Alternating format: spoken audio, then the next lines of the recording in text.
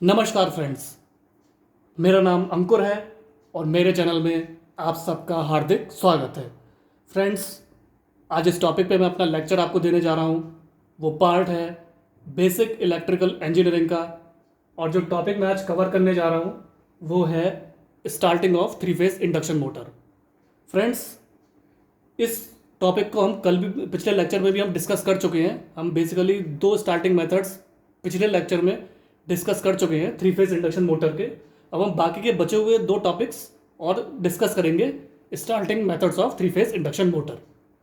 तो फ्रेंड्स, इससे पहले हम अपना वीडियो स्टार्ट करें, कृपया करके मेरे चैनल को लाइक शेयर सब्सक्राइब कीजिएगा और नीचे जो बेल आइकन दिया हुआ है उसको प्रेस ज़रूर कीजिएगा। और मैं अपना इंस्टाग्राम और फेसबुक का लिंक भी नीचे डिस्क्रिप्शन में शेयर कर दूंगा। तो चलिए फ्रेंड्स, फिर हम अपना लेक्चर स्टार्ट करते हैं। फ्रेंड्स, जैसा कि आप जानते हैं कि थ्री फेज इंडक्शन मोटर एक बहुत ही इंपॉर्टेंट टॉपिक है जिससे रिलेटेड क्वेश्चंस हमारे इलेक्ट्रिकल इंजीनियरिंग एग्जाम्स में पूछे ही जाते हैं। और फ्रेंड्स, जो इसके स्टार्टिंग मेथड्स थे थ्री फेज इंडक्शन मोटर के, उसके जो दो पिछले दो मेथड थे वो मैंने पिछले लेक्चर में कवर कर दिए हैं। अब हम स्टार्ट करने जा रहे हैं आगे के दो स्टार्टिंग मेथड्स और कि उनकी कंस्ट्रक्शन और वर्किंग के बारे में। तो चलिए फ्रेंड्स, फिर हम अपना वीडियो स्टार्ट करते हैं। Three phase induction motor, starting of three phase induction motor for squirrel cage type induction motor. Auto transformer starting. Friends, अब ये जो तीसरा मेथड है हमारा वो है ऑटो ट्रांसफॉर्मर स्टार्टिंग। अब हम फ्रेंड्स नोट करने वाली बात यहां पे ये है friends, it is a device which provide variable voltage at its secondary winding. ये इस तरह का डिवाइस है, यानी कि यंत्र है जो एक वेरिएबल वोल्टेज प्रोवाइड करता है अपनी सेकेंडरी वाइंडिंग में। In this method reduced voltage is applied with the help of auto transformer. इस मेथड में क्या होता है फ्रेंड्स कि हम एक रिड्यूस वोल्टेज प्रोवाइड करते हैं ऑटो ट्रांसफॉर्मर की मदद के द्वारा। When reduced voltage is applied across the stator of three-phase induction motor, then motor picks up speed.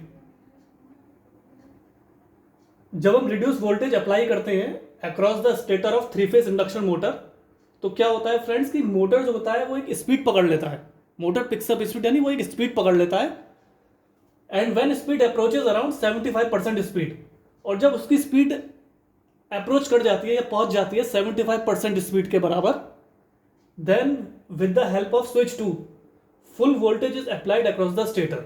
फिर क्या करते हैं फ्रेंड्स कि हम स्विच 2 की मदद से हम फुल वोल्टेज अप्लाई कर देते हैं स्टेटर पे, एक स्टेटर के across, and motor run at rated speed. फिर क्या होता है फ्रेंड्स, मोटर फिर अपनी रेटेड जो स्पीड होती है उसकी, उस पर वो रन करना शुरू कर देता है।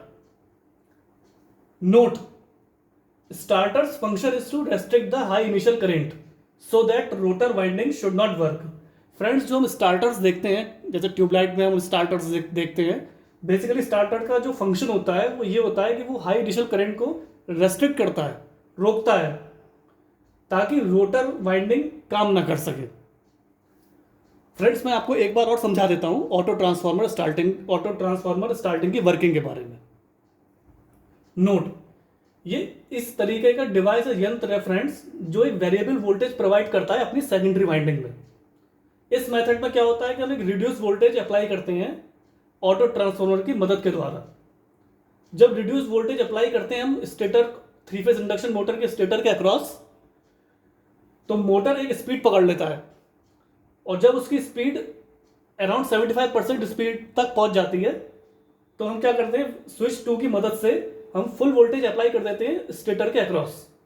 अब मोटर क्या करता है, वो अपनी रेटेड स्पीड पे चलना शुरू कर देता है या रन करना शुरू कर देता है। नोट, स्टार्टर का जो फंक्शन होता है फ्रेंड्स वो हाई इनिशियल करंट को रेस्ट्रिक्ट करना होता है, यानी रोकना होता है, ताकि रोटर वाइंडिंग काम ना कर सके। फ्रेंड्स, अब हम इसकी फिगर पे आ जाते हैं। ये देख सकते हैं फ्रेंड्स, ये थ्री फेज सप्लाई, ये एक्स फ्रैक्शन ऑफ वोल्टेज हमने दी है, ये स्विच 1 हो गया आपका, ये 3 आपका ये है, ये एक्स वी हो गया, ये एक्स वी हो गया आपका, ये आपका स्विच 2 हो गया। फ्रेंड्स, यहाँ आप देख सकते हैं थ्री फेज इंडक्शन मोटर है, ये अंदर रोटर लगा हुआ है, कॉइल्स लगी हुई हैं, इस तरीके से आप देख सकते हैं। फ्रेंड्स, मैं एक बार और बता देता हूं आपको, थ्री फेज सप्लाई, स्विच 1, ये आपके 3 एक्स फ्रैक्शन ऑफ वोल्टेज, ये आपकी ये हो गया आपका एक्स वी हो गया, यहाँ पे आपका एक्स वी हो गया, ये आपका स्विच 2 हो गया फ्रेंड्स। यहाँ पर आप देख सकते हैं 3 कॉइल्स लगी हुई हैं ट्रायंगुलर फॉर्म में और अंदर रोटर बना हुआ है। और ये है आपका फ्रेंड्स 3 फेज इंडक्शन मोटर। चलिए फ्रेंड्स, अब हम आते हैं लास्ट जो टॉपिक है हमारा, लास्ट स्टार्टिंग मेथड है 3 फेज इंडक्शन मोटर का, जिसको हम कहते हैं starting of 3 phase slip ring type induction motor.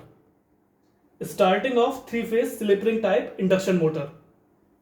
There is only one method to start the slip ring type induction motor.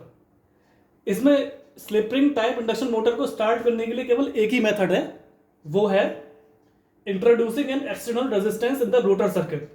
एक एक्सटर्नल रेजिस्टेंस को हम रोटर सर्किट में इंट्रोड्यूस कर दें या उसकी एक परिचय करा दें। By varying the value of external resistance rotor speed can be varied. अगर हम एक्सटर्नल रेजिस्टेंस की को वेरी कर देते हैं, उसकी वैल्यू को वेरी करते चले जाते हैं, तो रोटर की जो स्पीड होगी वो भी वेरी यानी बढ़ती चली जाएगी। मैं एक बार और आपको समझा देता हूं। Starting of 3 phase slip ring type induction motor, इसमें केवल एक ही मेथड होता है slip ring type induction motor को स्टार्ट करने के लिए। वो ये होता है कि अगर हम कोई एक्सटर्नल रेजिस्टेंस का परिचय करा देते हैं रोटर सर्किट में, तो क्या होगा फ्रेंड्स कि जब हम एक्सटर्नल रेजिस्टेंस की वैल्यू को वेरी करेंगे यानी बढ़ाएंगे, तो रोटर की स्पीड भी वेरी करेगी यानी बढ़ेगी।